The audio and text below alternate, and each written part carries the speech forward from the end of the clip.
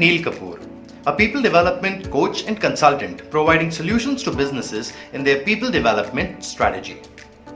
In this part of the 2-video series, I am going to share some secrets about the first step to land in your dream job. But before we proceed, click on the subscribe button and press the bell icon to stay updated about new videos, including the second part to this video, releasing on the channel soon. While looking for a job, the first thing that comes to mind is to prepare a resume. Or is it a curriculum vitae, CV? Okay, does it really matter? Most of the people would say both are the same. Actually, all of us have grown up from academics to corporate or businesses, and in our careers, most of us have been using these two terms interchangeably. Let us now delve into what are these two, and is there actually a difference between them? Resume. The word resume is a French word which means summary. As the title itself, the constituents of your resume contain a summary of your work experience, education, and skill set.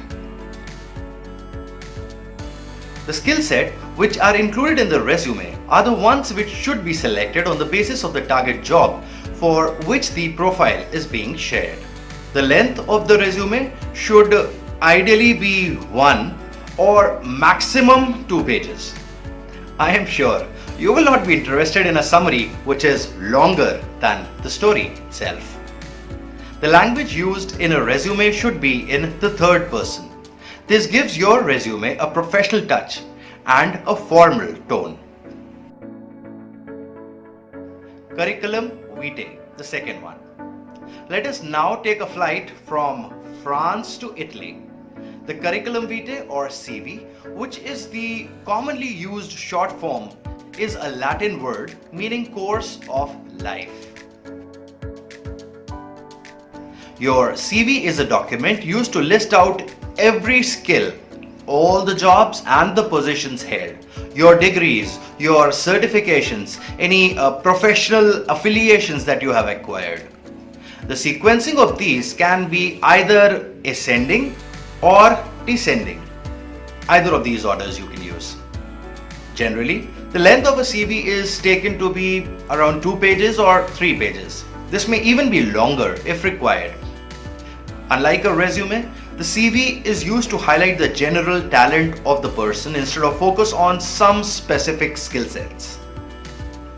Looking at the characteristic of the two, a CV is a good document for applying in the academic industry, or if you are looking for a career change or switching the industry. This type of a change would require an understanding about your academics, your competencies, and other details which you have used so far in the job that you were a part of. Whereas, in case you are applying for a job in IT, software, operations, or similar industry that you have already been a part of, resume is a better bet. Now that we know about these, ask yourself a question. What is the primary goal for these? It is to get invited to job interviews. Without an effective resume, you might lose out on some really interesting opportunities. Though, when you start preparing your resume, remember, a resume is not a log of your job history, not a summary of your skills, and not the sole thing to get you a job.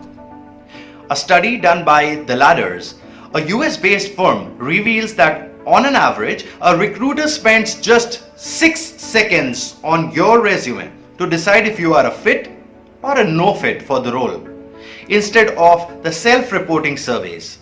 This survey followed 30 recruiters for 10 weeks using eye tracking gear.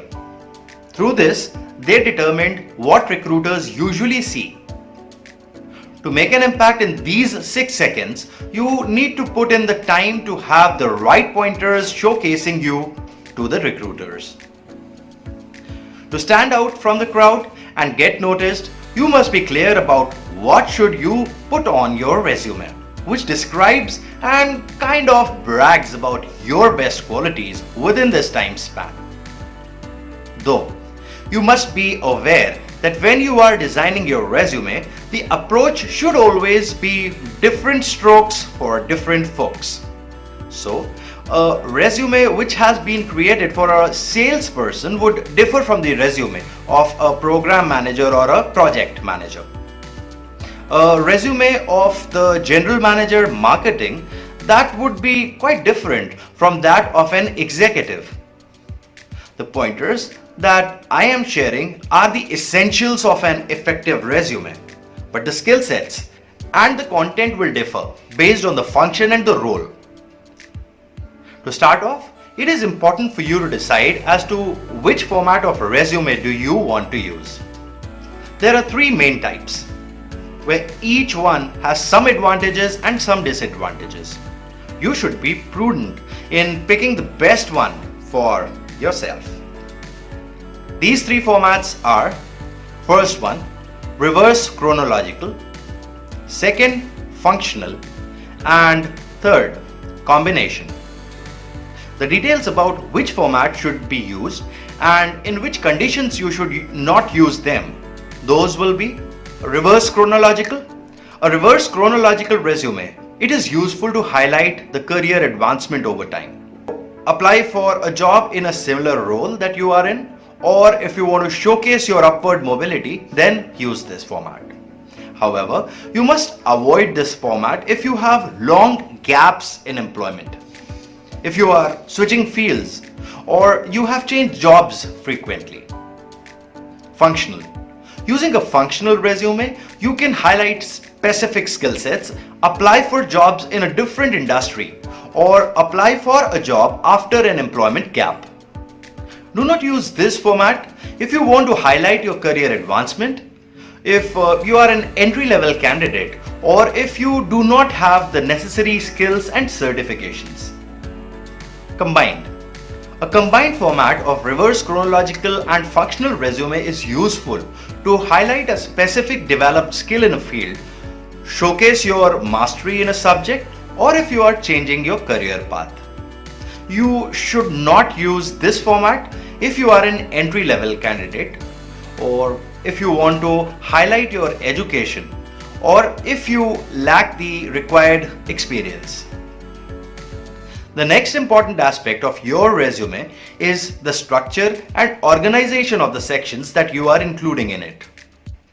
It is important to remember that the components that you choose to include will largely depend on the format that you decide to use.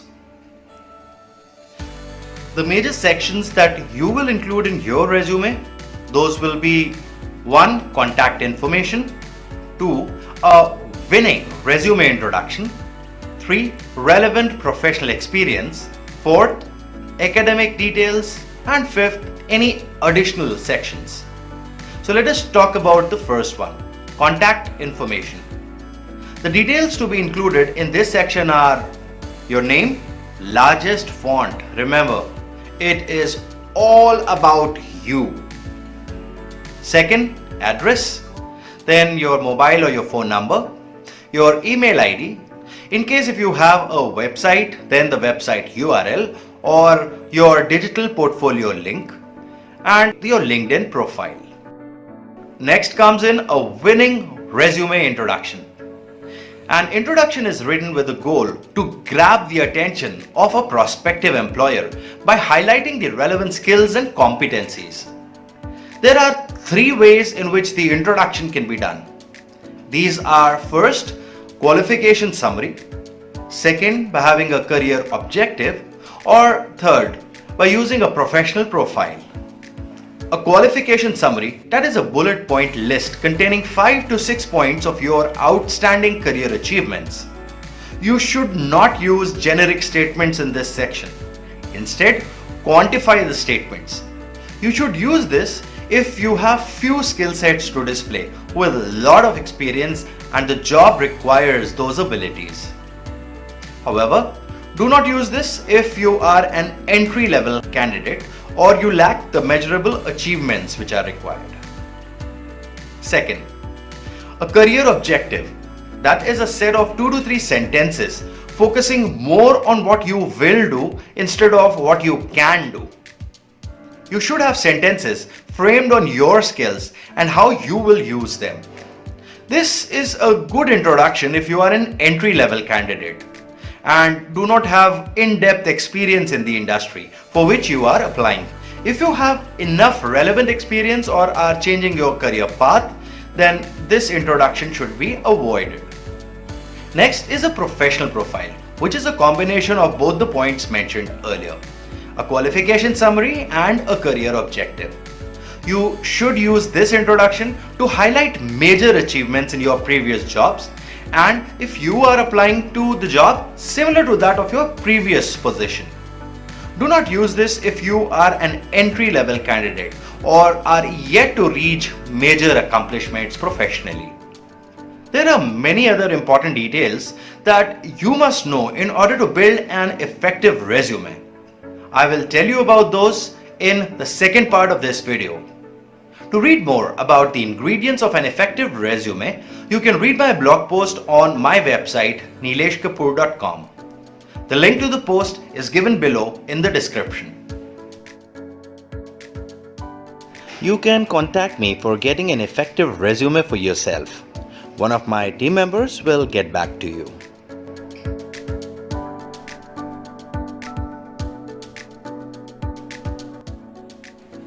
If you learned something from this video, click on like, subscribe to this channel, and press on the bell icon to turn on the notifications. With this, you will continue to get information about new videos, including the second part to this one.